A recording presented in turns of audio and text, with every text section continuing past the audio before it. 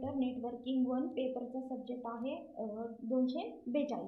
मग यामध्ये आपल्याला 4 चॅप्टर दिलेले आहेत. फर्स्ट चॅप्टर आहे आपला introduction to network and network model. Second chapter आहे आपला लोअर लेअर. तिसरा चॅप्टर आहे आपला नेटवर्क लेअर आणि चौथा चॅप्टर आहे आपला ट्रान्सपोर्ट लेअर, की जे काय लेअर दिलेले असतात. मग फर्स्ट चॅप्टर बघायचं आपल्याला introduction to network and network model. मग नेटवर्क म्हणजे काय असतं, what is computer network. Computer network म्हणजे काय सांगतो. नेटवर्किंग म्हणजे आपण काय म्हणतो की एक कम्प्युटर जेव्हा दुसऱ्या कम्प्युटरला एका वायरने जोडतो की ज्याला आपण काय म्हणतो नेटवर्किंग. मग what is computer network. Computer network is A set of devices connected through link, की ज्यामध्ये तुम्ही काय करता, तुमच्या कम्प्युटरचे जे काय डिव्हाइसेस असतात असे डिव्हाइसेस लिंक करण्यासाठी आपण जेव्हा ते एकमेकाला कनेक्ट करतो किंवा लिंक करतो की ज्याला आपण काय म्हणतो कम्प्युटर नेटवर्क. मग कम्प्युटर नेटवर्क मध्ये काय सांगतो, अ नोड म्हणजे काय असतं, a node can be computer, printer or any other devices capable of sending and receiving the data. Node म्हणजे काय असतो, तुमचा कम्प्युटर असेल, प्रिंटर असेल किंवा तुमच्या कम्प्युटरचे जे काय डिव्हाइसेस असतात, ब्लूटूथ असेल, तुमचा स्कॅनर असेल, की जो डेटा काय करतो, सेंड आणि रिसिव्ह करतो. म्हणजे प्रत्येक नोडमध्ये जेव्हा डेटा सेंडिंग आणि रिसिव्हिंग करण्याची जेव्हा कॅपेबिलिटी असते की ज्याला आपण काय म्हणतो node. The link connecting the node are known as communication channel. आणि जेव्हा हे नोड तुम्ही एकमेकाला कनेक्ट करता तेव्हा त्याला आपण काय म्हणतो कम्युनिकेशन चॅनल, किंवा जे काय कम्युनिकेशन चॅनल दिलेले असतात की ज्या कम्युनिकेशन चॅनलचा आपण काय करतो त्या ठिकाणी यूज करतो. मग what is data communication. Communication म्हणजे काय, the link connected the node म्हणजे ज्यामध्ये काय सांगतो, जेव्हा दोन नोड आपण कनेक्ट करतो आणि कनेक्ट करतो म्हणजे ते दोन नोड एकमेकाबरोबर काय करतात, कम्युनिकेशन करतात आणि अशा कम्युनिकेशनला आपण काय म्हणतो कम्युनिकेशन चॅनल. मग डेटा कम्युनिकेशन म्हणजे काय असतं, डेटा म्हणजे काय, collection of information. Data communication refer to the transmission of digital data between two or more computer. म्हणजे जेव्हा तुमचा दोन किंवा दोन पेक्षा जास्त कम्प्युटर मध्ये जो काय डिजिटल डेटा असतो की जो डिजिटल डेटा आपण काय करतो ट्रान्समिट करतो, तेव्हा त्या डिजिटल डेटा आपण जेव्हा दोन किंवा दोन पेक्षा जास्त कम्प्युटरमध्ये ट्रान्समिट करतो ज्याला काय म्हणतो data communication. A computer network or data network is a telecommunication network that allow computer to exchange data. आणि जेव्हा तुमच्या कम्प्युटर नेटवर्क किंवा डेटा नेटवर्कमधून किंवा तुमचे जे काही कम्युनिकेशन नेटवर्क असतात ह्यामधून जेव्हा तुमचा डेटा काय होतो एक्सचेंज होतो. एक्सचेंज म्हणजे काय, तुम्ही एकतर डेटा सेंड करता किंवा रिसिव्ह करता. मग प्रत्येक डेटा कम्युनिकेशनमध्ये दोन किंवा दोन पेक्षा जास्त कम्प्युटरमध्ये जेव्हा डिजिटल डेटा आपण ट्रान्समिट करतो आणि तो डेटा ट्रान्समिट करताना आपण जेव्हा डेटा एक्सचेंज करतो तेव्हा त्याला आपण काय म्हणतो data communication. The physical connection between network computing devices is established either cable media और वायरलेस मीडिया. मग जेव्हा तुम्ही त्या फिजिकल डिव्हाइसेसमध्ये, फिजिकल कनेक्शन म्हणजे काय, तुमचा दोन कम्प्युटर असतील, ते कम्प्युटर जेव्हा आपण एकमेकाला कनेक्ट करतो किंवा त्यामध्ये जेव्हा तुम्ही नेटवर्क एस्टॅब्लिश करता तेव्हा ते एस्टॅब्लिश करताना आपण केबल मीडिया किंवा वायरलेस मीडिया म्हणजे एकतर तुम्ही ते वायरने जोडता किंवा विदाऊट आपण ज्याला काय म्हणतो वायरलेस असा जो काय मीडिया दिलेला असतो. The best non computer network is A internet. आणि आपण जे कम्प्युटर नेटवर्क म्हणतो त्याचं एक सिंपल एक्झाम्पल म्हणजे काय म्हणतो आपण इंटरनेट. मग computer network component, computer network component म्हणजे काय असतात, it is the both physical and software. म्हणजे जे काय तुमचे कंपोनंट असतात किंवा प्रत्येक कम्प्युटर नेटवर्कमध्ये जे काय कंपोनंट दिलेले असतात की ज्या कंपोनंटला आपण काय म्हणतो फिजिकल और software. It is the required for installing computer network. म्हणजे जेव्हा तुम्ही कम्प्युटर नेटवर्क इन्स्टॉल करता तेव्हा ते इन्स्टॉल करताना तुम्ही हार्डवेअर कंपोनंट आणि सॉफ्टवेअर कंपोनंटचा काय करता त्या ठिकाणी यूज करत असता.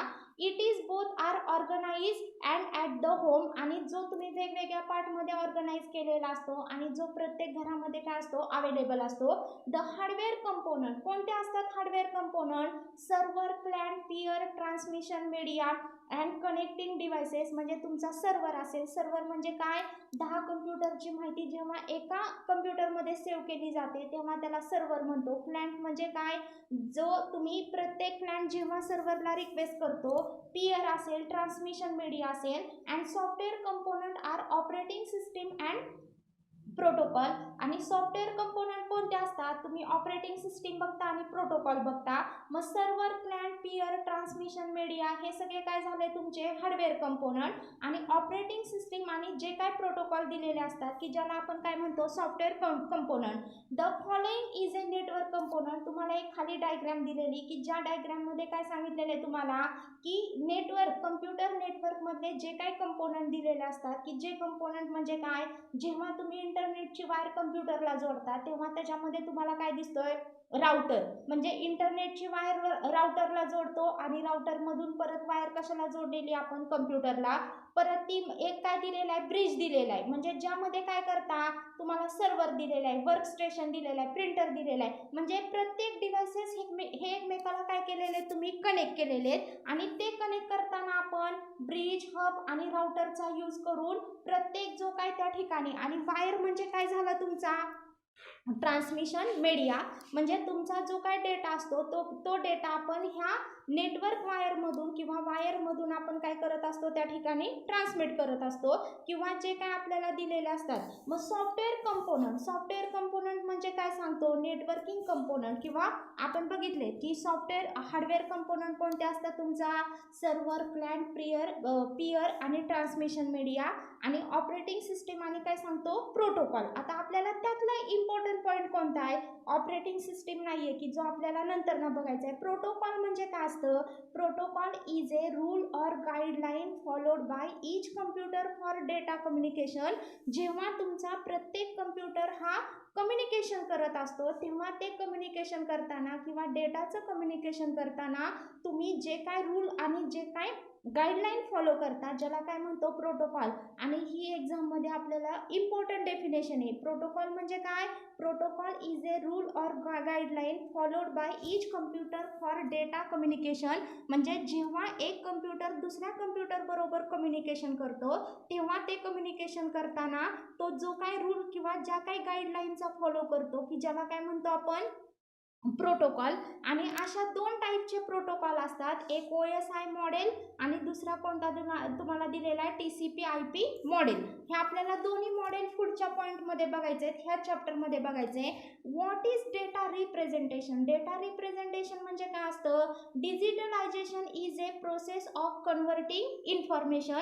म्हणजे जेव्हा तुमची इन्फॉर्मेशन, मग कोणती इन्फॉर्मेशन असेल, तुमची टेक्स्ट असेल, नंबर असेल, फोटो असेल, म्युझिक असेल किंवा तुमचा वेगवेगळ्या डिजिटल जो काय डेटा असतो, असा डिजिटल डेटा जेव्हा इलेक्ट्रॉनिक डिव्हाइसेसमधून तुमचा कन्वर्ट केला जातो आणि असा डेटा जेव्हा आपण कन्वर्ट करतो तेव्हा त्याला काय म्हणतो डिजिटलायझेशन. आणि डिजिटलायझेशन म्हणजे ज्यामध्ये डेटा रिप्रेझेंट करताना आपण ॲनालॉग आणि डिजिटल अशा सिग्नलचा काय करतो त्या ठिकाणी यूज करत असतो. आणि ज्याला आपण काय म्हणतो डेटा रिप्रेझेंटेशन. डेटा रिप्रेझेंटेशन म्हणजे काय, digitalisation is a process of converting information into digital data that can be manipulated by electronic devices. प्रत्येक इलेक्ट्रॉनिक डिव्हाइसेसमधून तुमचा प्रत्येक डिजिटल डेटा जेव्हा मॅनिप्युलेट केला जातो, मॅनिप्युलेट म्हणजे काय, ऑर्गनाइज केला जातो. आणि असा डेटा जेव्हा ऑर्गनाइज केला जातो किंवा कन्वर्ट केला जातो त्याच प्रोसेसला आपण काय म्हणतो डेटा रिप्रेझेंटेशन किंवा जो काय डेटा रिप्रेझेंटेशन दिलेला असतो.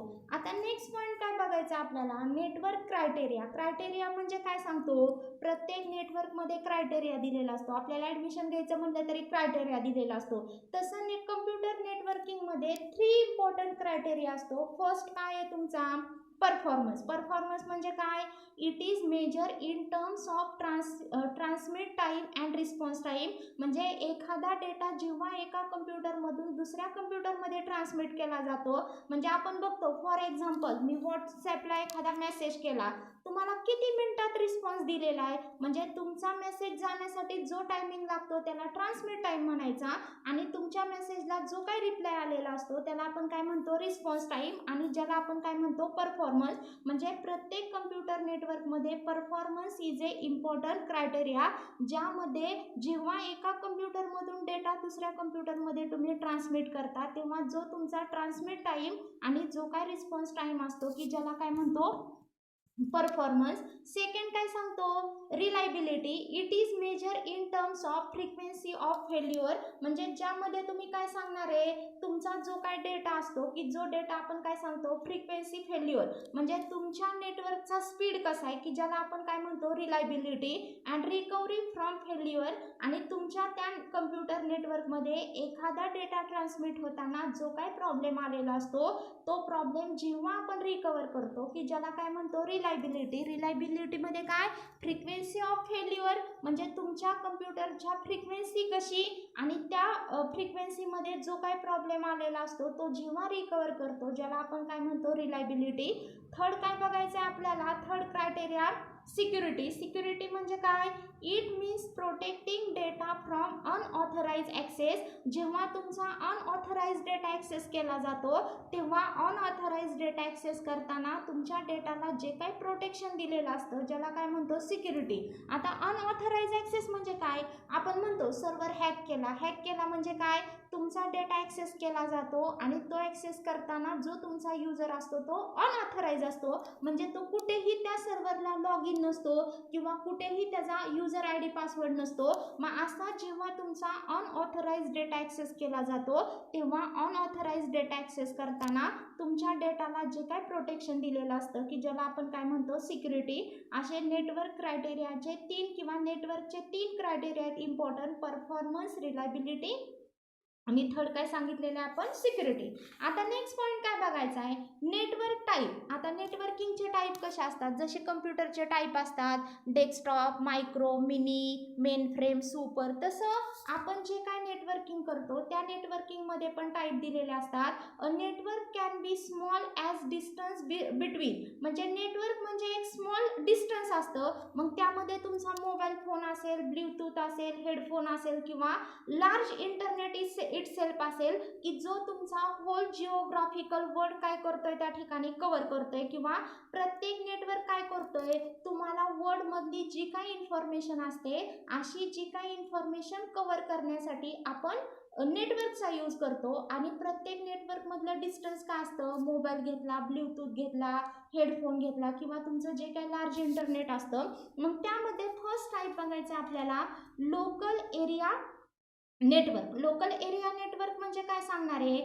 कम्प्युटर नेटवर्क ज्याला आपण काय म्हणतो लॅन. लॅन म्हणजे काय लोकल एरिया नेटवर्क, आणि लोकल एरिया नेटवर्क म्हणजे काय असतं, computer network span inside a building operated under single administrative system is generally term as local area network. किंवा जो काय लोकल एरिया नेटवर्क दिलेला असतो की ज्या लोकल एरिया नेटवर्कमध्ये आपण काय करत असतो, किंवा जो काय तुमचा लोकल एरिया नेटवर्क दिलेला असतो की ज्या लोकल एरिया नेटवर्कमध्ये आपण काय करणार आहे, किंवा लोकल एरिया नेटवर्कमध्ये काय करतो आपण, network computer span inside building and operated under single administrative system generally term as, किंवा ज्यामध्ये काय सांगणार आहे आपण, किंवा जनरली टर्म ॲज म्हणजे ज्यामध्ये काय सांगतो, म्हणजे जेव्हा एका बिल्डिंगमधला एक सिंगल ॲडमिनिस्ट्रेटिव्ह सिस्टीम जेव्हा तुमची बिल्डिंग आणि त्या बिल्डिंगच्या इनसाइड जो काय त्या ठिकाणी नेटवर्क असेल की जो ऑपरेट करतो किंवा कव्हर करतो ज्याला आपण काय म्हणतो local area network.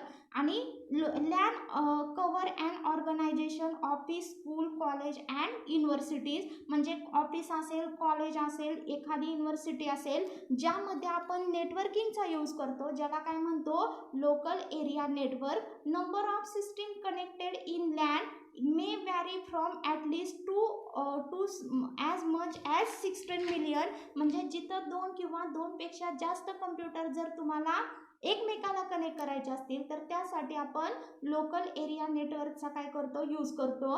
It is the way sharing the resources between end user, आणि तुमचा एंड युजर काय करू शकतो, तुमच्या प्रत्येक कम्प्युटरचे जे काय रिसोर्सेस असतात असे रिसोर्सेस आपण काय करतो त्या ठिकाणी कनेक्ट करतो, किंवा तुमचे जे काय रिसोर्सेस दिलेले असतात की असे रिसोर्सेस आपण काय करतो त्या ठिकाणी कनेक्ट करतो.